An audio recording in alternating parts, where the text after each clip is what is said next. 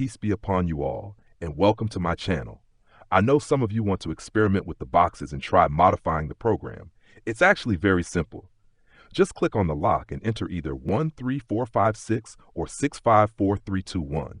One of them will definitely work. Once unlocked, you'll be able to make changes to the boxes,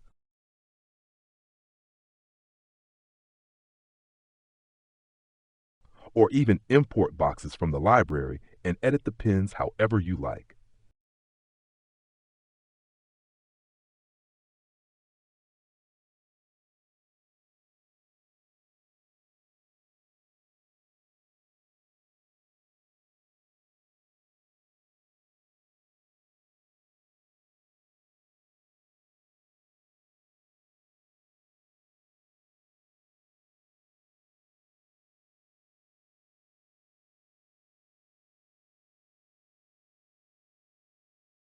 Thanks for watching.